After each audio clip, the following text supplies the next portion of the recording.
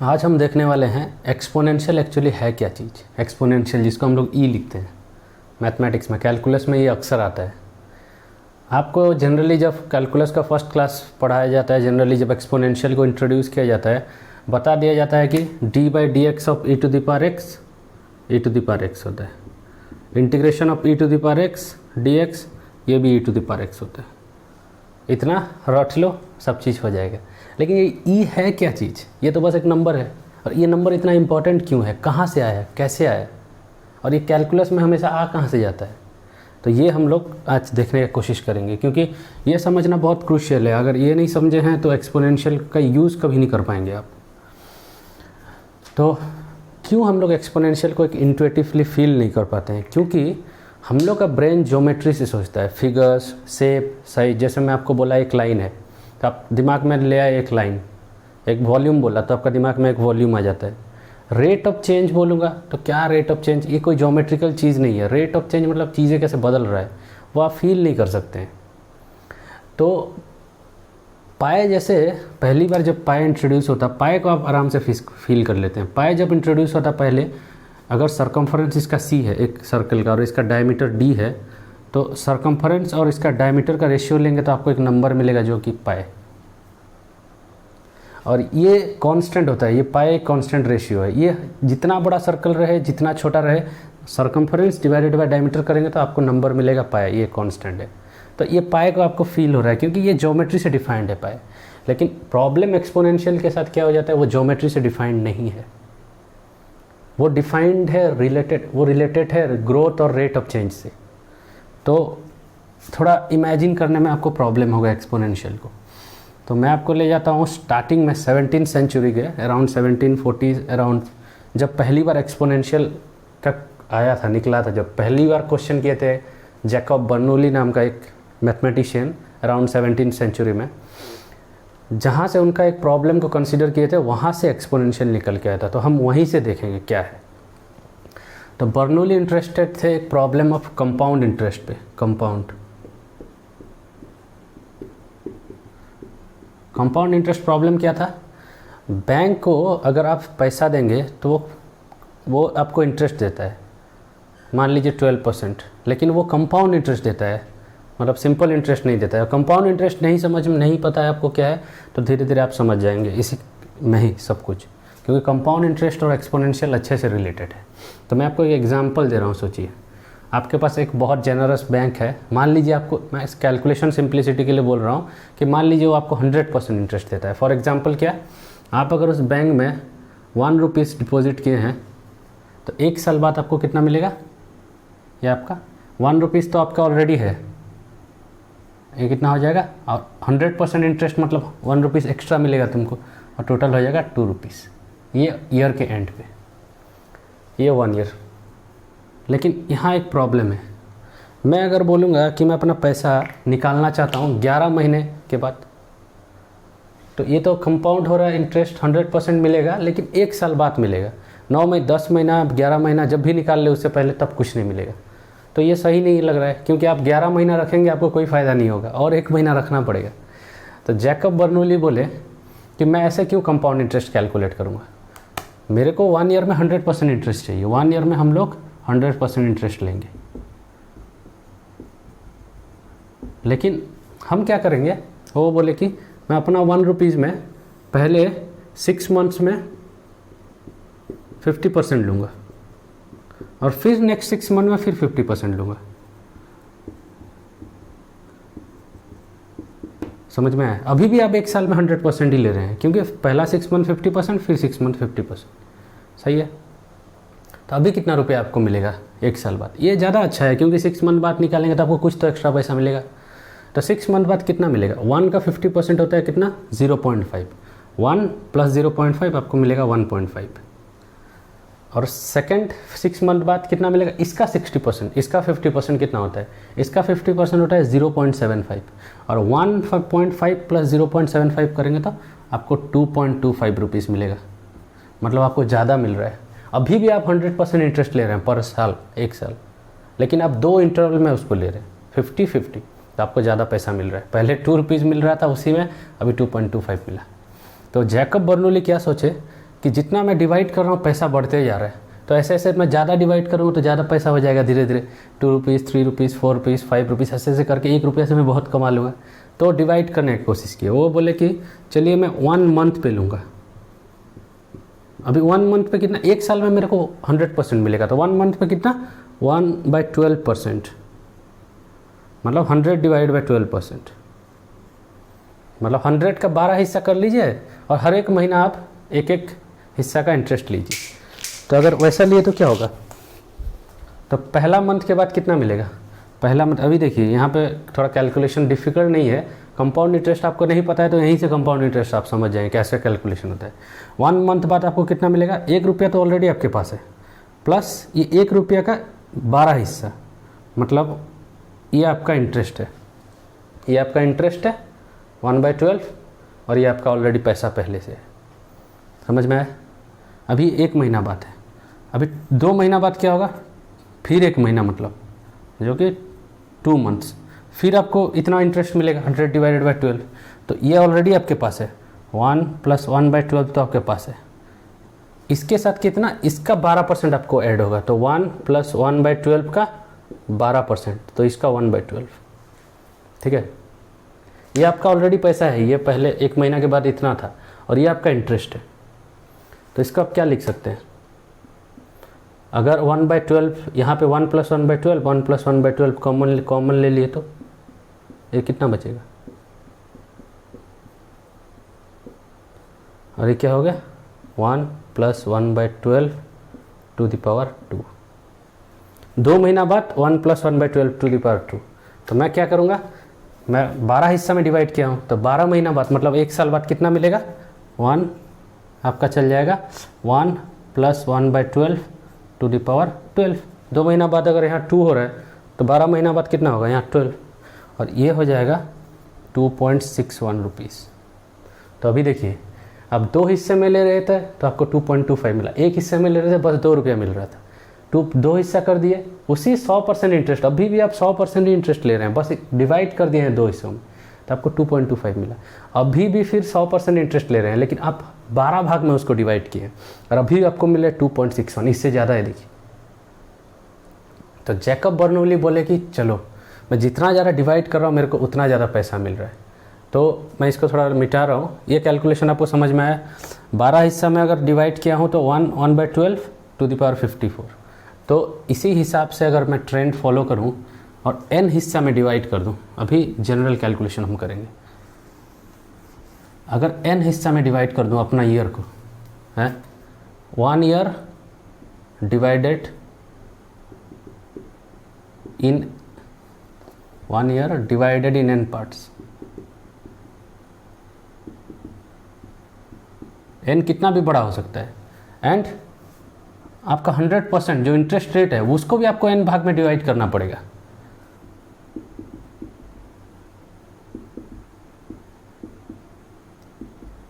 तो आपको इंटरेस्ट जो मिलेगा, देखिए 1 ईयर को 12 में डिवाइड कर रहे थे तो 1 divide by 12 to the power 12 मिल रहा था। अगर n में डिवाइड करेंगे तो आपको 1 रुपीज़ कितना हो जाएगा, ये हो जाएगा 1 डिवाइड बाई 1/12 1/n, क्योंकि n भाग में डिवाइड करें टू द पावर n, ये आपका हो जाएगा। फॉर एग्जांपल कि ये मैं मिटा दे रहा हूँ, ये फॉर्मूला है। फॉर एग्जांपल आपको मान लीजिए कि 50 आप पर वीक इंटरेस्ट ले रहे हैं, पर वीक तो ईयर में होता है 52 वीक्स, तो 52 वीक्स के बाद कितना मिलेगा आपको, 1 कितना हो जाएगा, 1 + 1/52 टू द पावर 52, और ये कितना होता है 52 अगर करेंगे तो ये अराउंड 2.69 होगा, ये और ज़्यादा बढ़ गया। इससे पहले आपको सबसे पहले 2 मिला, उसके बाद 2.25 मिला, उसके बाद 2.61 मिला, उसके बाद 2.69 मिला। तो जितना ज़्यादा इंटरवल में आप करेंगे उतना ज़्यादा आपको मिल रहा है पैसा। तो n इंटरवल में करेंगे तो इतना पैसा मिलेगा आपको। तो जैकब बर्नौली बोले कि सबसे अच्छा चीज़ क्या है, मैं कंटिन्यूसली इंटरेस्ट ले लूँगा, मतलब मैं अपना 100 को इन्फानाइट पार्ट में डिवाइड करूँगा और मैं अपना ईयर को भी इन्फानाइट पार्ट में डिवाइड करूँगा। मतलब क्या, कंटिन्यूसली इंटरेस्ट ले रहे हैं, साल में वही 100% लेंगे लेकिन कंटिन्यूसली लेंगे, कोई ऐसे इंटरवल पे नहीं, 1 वीक बाद इतना लेना है, क्योंकि एक वीक बाद अगर लेंगे तो अगर मान लीजिए आप 5 दिन डिपॉजिट किया तो आपको कुछ पैसा नहीं मिलेगा। तो मैं वो बोले कि मैं कंटिन्यूस इंटरेस्ट लूँगा। तो अगर कंटिन्यूस इंटरेस्ट लेंगे तो क्या होगा इस चीज़ का, 1 limit n tends to infinite. Continuous interest मतलब ईयर को आपको इन्फिनाइट भाग में डिवाइड करना है और 100 को भी इन्फिनाइट पार्ट में डिवाइड करना है, तो दोनों की जगह इन्फिनाइट पुट करेंगे और ये पैसा आपको मिलेगा। यहाँ पे n इन्फिनाइट है, इतना पैसा आपको मिलेगा। और ये कितना है ये नंबर, इसको बर्नौली को इवैल्यूएट करना था। ये सबसे ज़्यादा पैसा, इससे ज़्यादा पैसा आप कंपाउंड इंटरेस्ट में कमा ही नहीं सकते। 100% इंटरेस्ट रेट पे हाईएस्ट पैसा यही है, इससे ज़्यादा आप नहीं कमा सकते। ये फाइनल अमाउंट है, क्योंकि आपको कंटिन्यूस इंटरेस्ट रेट मिल रहा है जितना मिलना चाहिए, और वो भी कंटिन्यूसली कंपाउंड हो रहा है। और ये जब कैलकुलेट करेंगे तो आपको मिलेगा एक्सपोनेंशियल। इसका वैल्यू होता है, ये जब कैलकुलेट किए थे, ये ऑयलर कैलकुलेट किए थे अराउंड 2.71828183, ऐसे एक इरेशनल नंबर मिलेगा। ये ऑयलर ही प्रूफ किए थे, ये इलेक्शन, क्योंकि ये जब बर्नौली ये प्रॉब्लम इतना तक कर दिए थे, ये कैलकुलेशन पार्ट है, इसको इसका लिमिट इवैल्यूएट करना है आपको। ये बर्नौली नहीं कर पाए थे, ये ऑयलर किए थे, 50 साल बाद ऑयलर किए थे, ऑयलर इवैल्यूएट किए थे ये। और उसी लिए ई फॉर ऑयलर, इसी से इसका नाम पड़ा है ई। और वो प्रूफ किए थे कि ई एक इरेशनल है, वो प्रूफ भी किए थे इसका एक कंटिन्यूड फ्रैक्शन निकाल के। कंटिन्यूड फ्रैक्शन क्या होता है, मैं एक एग्जांपल भी दिया हूँ इससे पिछले कई वीडियो में। तो यहाँ से एक्सपोनेंशियल आया। तो एक्सपोनेंशियल है क्या, अभी मैं लैंग्वेज में बता रहा हूँ। एक्सपोनेंशियल है अगर आप कोई चीज़ को, पैसा आपका बढ़ रहा है धीरे धीरे, कंपाउंड इंटरेस्ट मतलब क्या, धीरे धीरे आपका पैसा बढ़ रहा है। अगर सबसे बेस्ट वे में बढ़ाना चाहते हैं कम उसी इंटरेस्ट रेट पे, इसको चेंज नहीं करना है, इसको चेंज करेंगे तो थोड़ा ई चेंज नहीं होगा, इसके आगे एक प्री फैक्टर चेंज हो जाएगा खाली। तो अगर मान लीजिए आपको 100% रेट है डिवाइड मिल रहा है, तो आप अगर अपना पैसा को सबसे बेस्ट वे में बढ़ाना चाहते हैं, सबसे ज़्यादा कंटिन्यूस इंटरेस्ट लेके बढ़ाना चाहते हैं, तो बेस्ट से बेस्ट वो इतना हो सकता है 1 रुपया। अगर 100 रुपया का कैलकुलेट करेंगे तो वो बेस्ट से बेस्ट 100 टाइम्स ई होगा, इससे ज़्यादा नहीं होगा। मतलब अराउंड 100 टाइम्स ई करेंगे तो अराउंड 2.271 रुपीज़ हो पाएगा, इससे ज़्यादा नहीं होगा। तो एक्सपोनेंशियल कहाँ आता है, अब ये कहाँ इंटरेस्ट रेट है, अब कहाँ कौन सा बैंक आपको कंटिन्यूस इंटरेस्ट देता है, कोई नहीं देता है। और कौन सा बैंक 100% तो छोड़िए, ये इसको आप चेंज कर सकते हैं यहाँ पे, ये कुछ बड़ा मायने नहीं रखता है। इंटरेस्ट रेट को आप चेंज करेंगे भी तो यहाँ पे बस एक प्री फैक्टर होगा और एक्सपोनेंशियल तो रहेगा ही रहेगा, कंटिन्यूस इंटरेस्ट अगर ले रहे हैं तो। लेकिन प्रॉब्लम ये है कि कोई बैंक आपको कंटिन्यूस इंटरेस्ट नहीं देता है। तो ये कहाँ, ये क्यों ज़रूरी है, ये इसलिए ज़रूरी है कि नेचर में जितना भी प्रॉब्लम अराइज करता है वो कंटिन्यूस होता है। फॉर एग्जांपल क्या, आपका किसी जगह पे बैक्टीरिया का पॉपुलेशन बढ़ रहा है, मान लीजिए आपको पता है कि 1 ईयर में वो बैक्टीरिया सब ट्वाइस हो जाते हैं, में 100% बढ़ जाते हैं इंक्रीज़। ये बैक्टीरिया का पॉपुलेशन ऐसे इंक्रीज़ होता है, 1 ईयर बाद आप देखें कि 100% बढ़ गया। लेकिन इसमें क्या है, ऐसा थोड़े ना है कि 1 ईयर 11 मंथ के बाद जाएंगे तो बैक्टीरिया का पॉपुलेशन उतना ही रहेगा, जस्ट 12 मंथ होने को गया और डबल हो गया, ऐसा तो नहीं होता है। वो कंटिन्यूसली बढ़ के जाके 1 ईयर बाद डबल हो जाता है, डबल हो गया रहता है। हम लोग का पॉपुलेशन भी वो सब कंटिन्यूसली ग्रोथ होता है, हर दिन हर सेकंड बढ़ते रहता है वो। और धीरे धीरे 1 साल बाद देखेंगे तो मान लीजिए वो 100% इंक्रीज़ हो गया। 100% मैं इसलिए ले रहा हूँ कि 100 ईजी फील करने को है, दुगना हो जा रहा है 3 गुना, तो इसीलिए इसका कुछ मैटर नहीं करता ये परसेंटेज। तो नेचर में जितना प्रॉब्लम अराइज करता है वो सब कंटिन्यूस ग्रोथ है, हर एक मिनट, हर एक सेकंड, हर एक नैनो सेकंड वो बढ़ते रहता है। बैक्टीरिया लोग अपना रिबर्थ करते रहते हैं, यहाँ पॉपुलेशन ग्रोथ या कुछ भी नेचर में ग्रोथ, जैसे कि आप रेडियो एक्टिविटी देख लीजिए, कहीं कुछ एक बॉल गिर रहा है ऊपर से, उसका धीरे धीरे वेलोसिटी बढ़ रहा है। सारा जितना ग्रोथ है सब कंटिन्यूस ग्रोथ है नेचर में। अगर कहीं भी आपका पैसा यहाँ कंटिन्यूसली जब बढ़ा तो ऑटोमेटिक एक्सपोनेंशियल आ गया।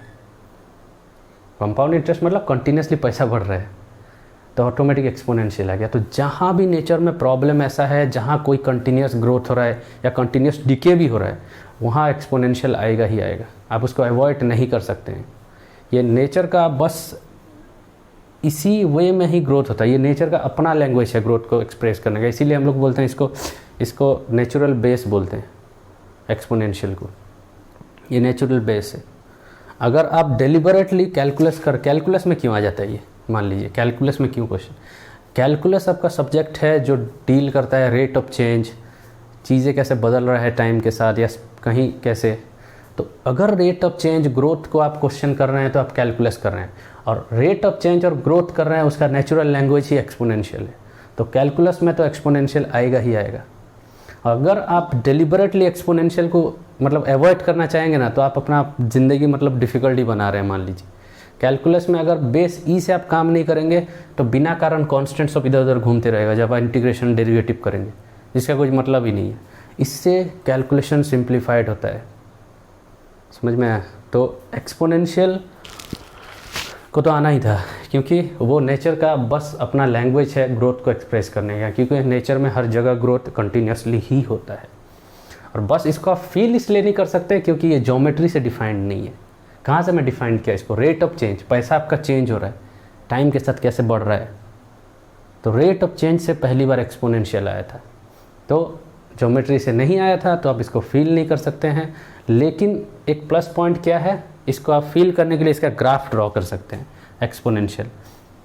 और इसका ग्राफ क्या होता है, मैं यहाँ ड्रॉ कर दे रहा हूँ एक्सपोनेंशियल का ग्राफ। ये नंबर ई है, एक्सपोनेंशियल का ग्राफ ऐसे होता है। ई टू द पावर 0 तो 0 होगा, ये एक्स, और ई टू द पावर एक्स ऐसा होता है।